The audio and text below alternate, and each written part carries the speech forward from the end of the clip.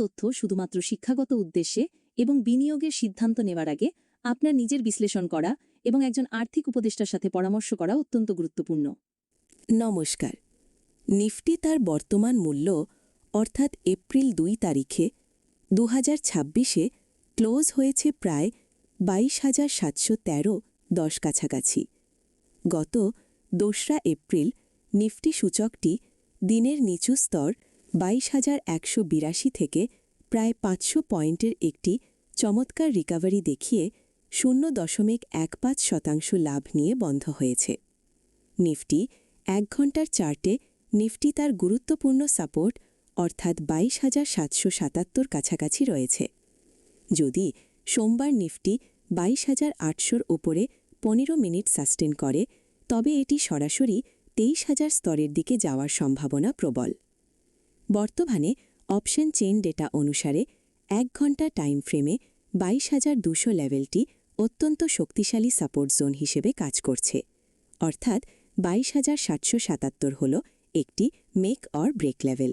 অন্যদিকে নিফটি যদি আগামী দিনে ঊর্ধ্বমুখী গতির পথে শেয়ার মূল্য যদি 22,777 অর্থাৎ রেজিস্ট্যান্স ব্রেক করে, তবে বাজারে আরও উত্থান লক্ষ্য করা যেতে পারে এবং নিফটি দ্রুত 23,023-এর দিকে যাওয়ার সম্ভাবনা প্রবল থাকবে।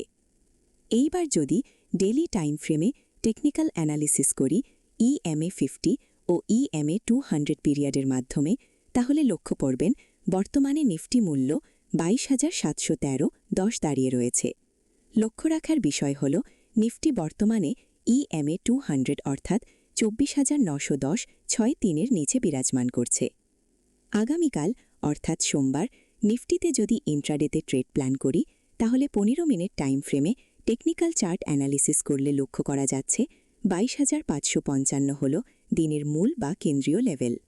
নিফটি যদি এই 22,555-র ওপরে ট্রেড করে, তবে দিনের মেজাজ বুলিশ থাকার সম্ভাবনা বেশি। পক্ষান্তরে যদি নিফটি এই স্তরের নিচে নেমে আসে, তবে বাজার বিয়ারিশ বা দুর্বল হতে পারে। চলুন দেখা যাক গুরুত্বপূর্ণ সাপোর্ট এবং রেজিস্ট্যান্স লেভেলগুলো যথাক্রমে। প্রথমে যদি খেয়াল করি, রেজিস্ট্যান্স অর্থাৎ R1 হল 22,755। যদি নিফটি এই জোনে পৌঁছয় এবং সেখানে থেকে বিক্রেতাদের চাপের কারণে রিজেকশন বা প্রতিরোধ আসে, তবে এটি একটি শর্ট বা বিক্রি করার সুযোগ তৈরি করতে পারে। কিন্তু 22,755 এই স্তরের ওপরে 15 মিনিটের মজবুত বুলিশ ক্যান্ডেলস্টিক যদি ব্রেক করে, তাহলে পরবর্তী রেজিস্ট্যান্স অর্থাৎ R2 হল 23,023-এর দিকে যাওয়ার সম্ভাবনা প্রবল থাকবে। এইবার যদি সাপোর্ট অর্থাৎ S1 হল যথাক্রমে 22,366। যদি নিফটি S1 ক্রস করে, তাহলে S2 জোনে যথাক্রমে 22,210 নেমে আসার সম্ভাবনা আছে। তারপর এখান থেকেও একটি বাউন্স বা রিভার্সাল আশা করা যায়। তবে যদি কোনো কারণে একদম নিচে 22,210-এর লেভেলটি ভেঙে যায়, তবে বাজারে কিন্তু ডাউন ট্রেন্ড শুরু হওয়ার বা দুর্বলতা বৃদ্ধির ইঙ্গিত দেবে। আবার 5 মিনিট টাইম ফ্রেম অনুযায়ী সোমবারের জন্য যদি নিফটি ইন্ট্রাডে ট্রেডিংয়ের পরিকল্পনা করি, তাহলে লক্ষ্য করতে পারছি 22,576 হল দিনের মূল বা কেন্দ্রীয় লেভেল।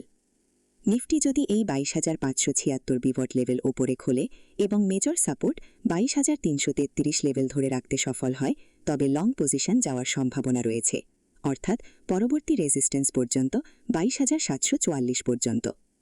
আবার নিফটি যদি 22,744 রেজিস্ট্যান্স লেভেলে পৌঁছানোর পর রিজেকশন দেখায় অথবা পিভট লেভেল 22,576-এর নিচে ব্রেক করে, তবে শর্ট পজিশন নেওয়া যেতে পারে পিভট লেভেল ওপরে স্টপ লস নিয়ে। নিফটি যদি 22,809 ওপরে অর্থাৎ মেজর রেজিস্ট্যান্স ওপরের দিকে ব্রেক করে, তাহলে নিফটিতে একটি বুলিশ মোমেন্টাম বজায় থাকার প্রবণতা আছে।